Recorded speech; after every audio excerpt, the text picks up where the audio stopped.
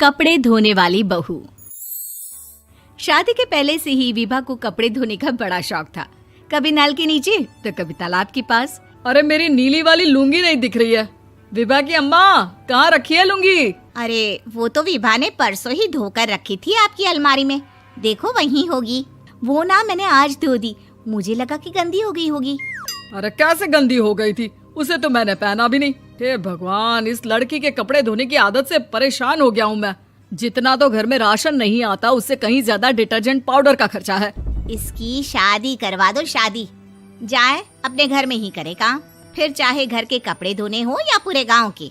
हाँ ठीक बोल रही हूँ, देखता हूँ मैं कोई लड़का। वो दिन भी आ जाता है जब विभा को देखने लड़के वाले आ जाते हैं। लड़की मुझे अच्छी लगी। होने वाली सास कहती है, बेटी अगर कुछ पूछना है तो पूछ लो। वैसे तो हमारी लड़की बहुत ही शर्मीली है, जो बोल दो वो मान लेती है, इसे क्या पूछना होगा। अरे कैसी बात कर रही हो माँ, मुझे इन लोगों के घर रहना है, सवाल तो कई है। हाँ हाँ बेटा, पूछ लो ना, क्या पूछना है। आप लोगों के घर कपड़े कौन धोता है? सास का मुंह बन जाता है। देखो, अगर तुम ये कहना चाहती हो कि तुम्हें कपड़े धोने नहीं आते तो सुन लो, कपड़े मैं ही धोती हूँ, लेकिन तुम्हारे आ जाने के बाद मैं रुमाल तक नहीं धोऊंगी। अरे चुप रहना भाग्यवान, बहू बेचारी घर आई नहीं, उसे डराना शुरू कर दिया। वो क्या है ना बिटिया, अभी तक तो ये कल्लू की माँ ही धोती थी, लेकिन अब तुम्हारे पापा तो दहेज में वॉशिंग मशीन देंगे ही। तभी विभा की माँ बोल पड़ती है, सवाल भी पूछा तो क्या। वैसे भाई साहब, मशीन की तो फिर भी कपड़े धोने की कैपेसिटी होती है। मतलब जो बिटिया दे रहे हैं ना विभा, इसे कपड़े धोने का बहुत शौक है। ये आप लोगों के क्या, आस पड़ोस गांव मोहल्ले सबके कपड़े धो दे और उफ तक ना करे। बाहर देखा नहीं आपने कितने कपड़े सूख रहे हैं? सब हमारी बिटिया ने ही तो धोए हैं। बस भी करो ना माँ, शर्म आ रही इतनी तारीफ सुनकर। और तो और एक दाग निकाल कर दिखाओ तो मान जाओ। हाँ अच्छा, माफ करना बेटा, मैंने गलत समझा। हमें तो रिश्ता बहुत पसंद है। और ऐसे जुड़ जाता है रिश्ता कपड़े धोने का शौक रखने वाली विभा का। उसकी शादी हो जाती है कोयला फैक्ट्री में काम करने वाले कल्लू के साथ। शादी के बाद अचानक विभा चिल्लाती हुई सास के पास आती है। सासू माँ, अरे सासू माँ कहाँ है आप? ये तो धोखा है, धोखा दिया आप लोगों ने मुझे। इसे ससुर के चक्कर के बारे में पता चल गया। अरे तो उसमें तुझे क्यों धोखा मिला है? अरे नल में पानी नहीं आता, कपड़े कैसे कब धुलेंगे?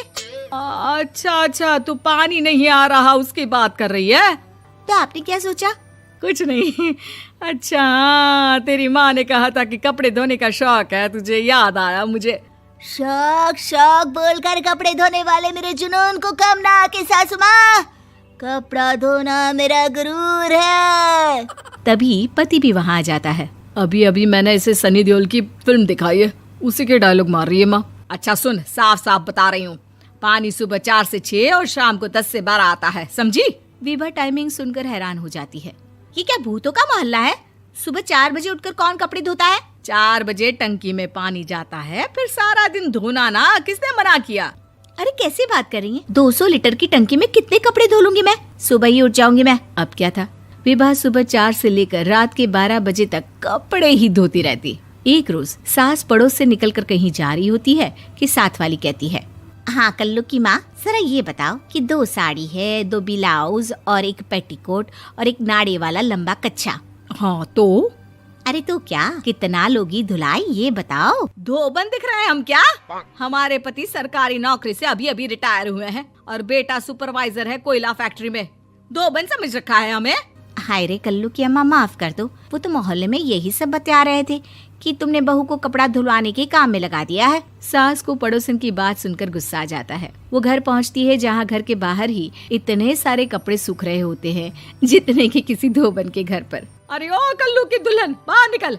माँ जी यहीं आ जाओ, बाथरूम में चादर धो रहे हैं हम। अरे अभी हम धोते हैं, तुमको बाहर निकलो। ये आस पड़ोस वाले बोल रहे हैं कि हम बहू से कपड़े धुलवा कर उसे कपड़ा धोने वाली बना दिए हैं। अरे छोड़ो ना माँ जी, किन लोगों की बातों में आती हो? आस पास के लोगों का तो काम ही होता है कि वो किसी तरह सास बहू को लड़ा दे।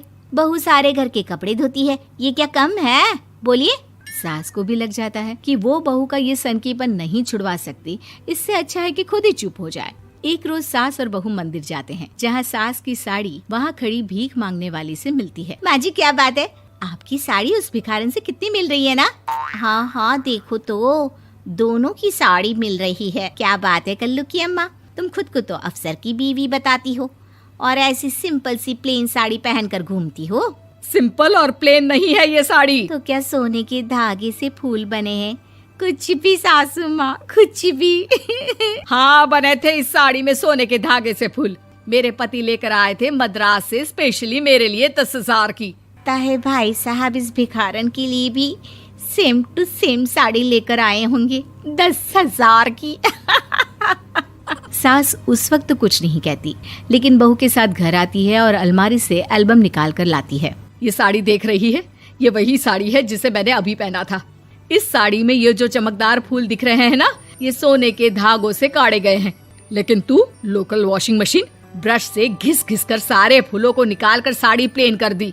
मुझे माफ कर दीजिए सासू माँ। और तो और, जब मैंने तुझे तेरी गलती के लिए कुछ नहीं कहा, लेकिन तूने तो सबके सामने मेरा मजाक ही बना दिया। क्यों? बहू को समझ में आ जाता है कि अब से उसका कपड़े धोना बंद।